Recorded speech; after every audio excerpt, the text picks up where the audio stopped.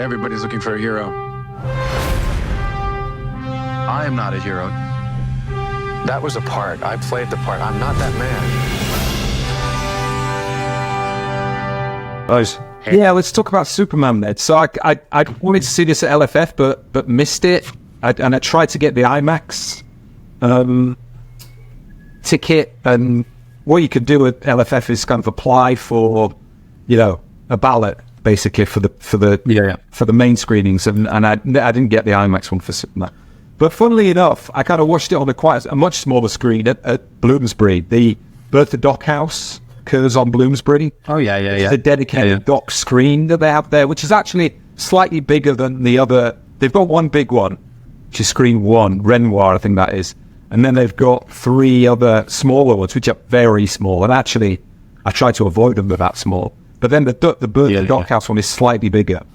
And it did. What I was trying to get to there was that, funnily enough, you didn't necessarily need to see this on the big screen. I didn't think, although you should see every movie on the big screen. But having said that, it wasn't. It didn't sort of. You would have thought there would have been a lot more kind of Superman footage, and there's plenty of that. But this is really very much about the accident. So the horse riding fall that Reeve had, and basically put him in a wheelchair. There's one interesting moment where they do a kind of there's some visual. What they do is that the film uses a sort of visualization of Christopher Reeve / Superman. Kind of, it's an animated kind of avatar of him, kind of in this pose like this, and you see him throughout the film. There's cracks appearing at different moments. You know what I mean? And they use that to show where he landed on his neck, and the doctor said something along the lines of 1 inch to the left, or half an inch to the left, the crack, he would have died. Half an inch to the right, he would have gotten up and got on with his life. At this particular moment, it's just like, it was one of those things like, we're there but for the grace of God. And obviously, the film plays a lot on that, how can Superman end up like this? And there's a lot of that sort of moment where he comes back at the Oscars, and it's kind of like, he didn't really make very many public appearances at all until the Oscars. No. So to take that moment, and I have to admit, it really hits you when you sort of see that, and all the stars are up, and he has like a 5-minute standing ovation or something like that. And so the film sort of starts off from the accident and then cuts back to different parts of his life. For when he gets, it's really interesting because his best mate was Robin Williams, and they were they studied at Juilliard together, or the New York School of Dramatic Arts, and then Glenn Close was a big friend from back in the day, and William Hurt. And what's really interesting was that they're all because he comes from a theatre background basically, and one of the great moments was when they're sort of doing their little play rehearsals and stuff like that, and the stuff that the stuff that you do in terms of bodily movements and stuff, and typical dramatic class type stuff. And they're all sitting around, and then I think Robin Williams was the talking head who sort of said, he came in one morning, he just said, I'm going to England to audition for a movie, and they said, what's the movie? It's like, it's Superman, and they're all completely unknown, and it's just like, half of the class were like, this is amazing, this is brilliant. And the other half, led by William Hurt, was like, you're a sellout, you'll never be a real actor. Yeah. But properly on his case about it. And so, flies over to the UK and then cast straight away because they tried to get a known actor. Everybody wanted the part, apparently, in Hollywood. And they ended up casting me at the unknown because they wanted the suit and the image to be the thing rather than this is so behind the. So anyway, it's well done in terms of it gives you a lot of the background. It's historical. It's a very straightforward documentary in that sense. The second half is very much focusing on his charity work, his relationship with his wife. There's some interesting stuff about the father-son relationship because his father never really took him seriously. And that thing of always trying, you're bloody Superman and you're a star throughout the world and your old man still thinks you're not doing well enough. You know what I mean? We can all relate to that, I think, a lot of us. But yeah, and then really, really sad towards the end. I mean, I won't give it away in terms of the story, but he had, him and his wife had this fantastic relationship, and it isn't all sort of like completely, what's the word I'm looking for? Like hero worship. It's not although it is a lot of that, but it does sort of give some of his fallibilities and what have you. But real sort of tragic ending.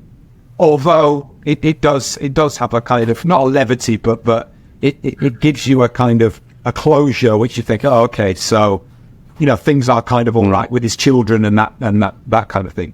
Hands down, he was Superman from day one. I realized that if I could pull off this part, it would change my life. John Houseman said, Mr. Reeve, it is very important you become a serious classical actor. Unless, of course, they offer you a load of money to do something else. He convinced me when I first met him that he would fly. Doing things with my dad, it was all about activity and action. Riding bikes, playing soccer, skiing. Carpe diem, Al! My dad was very competitive, and he didn't necessarily slow down. We said goodbye, and he gave this wave. That was the last time I saw him on his feet.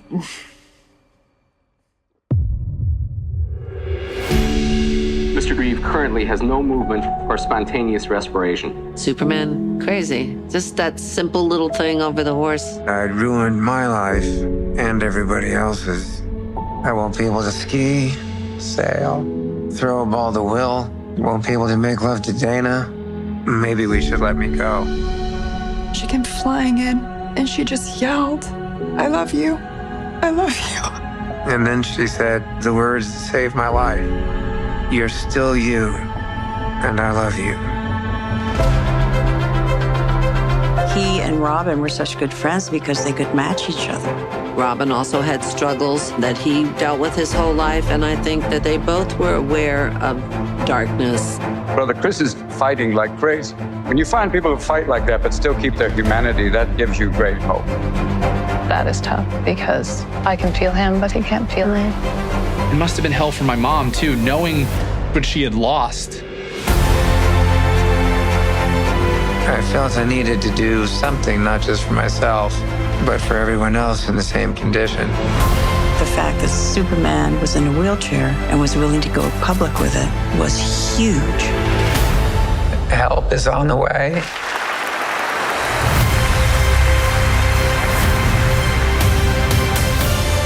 The Christopher and Dana Reeve Paralysis Act.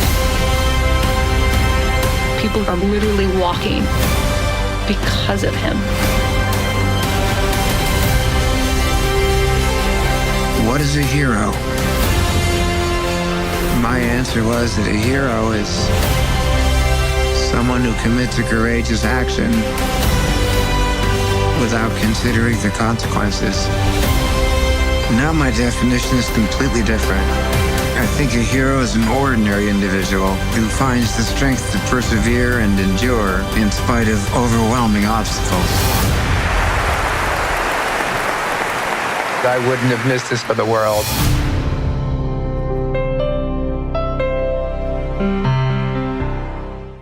He never ever had another hit movie after Superman 2. No. So it's just incredible how he must be the most, if you think about typecasting, he must be the absolute zenith of the typecast actor.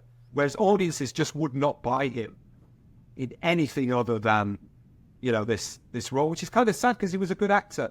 And one of the things they talked about is the thing that makes it work, the original Superman, is the Superman Clark Kent transformation and how he could do the Clark Kent just as well as the Superman part.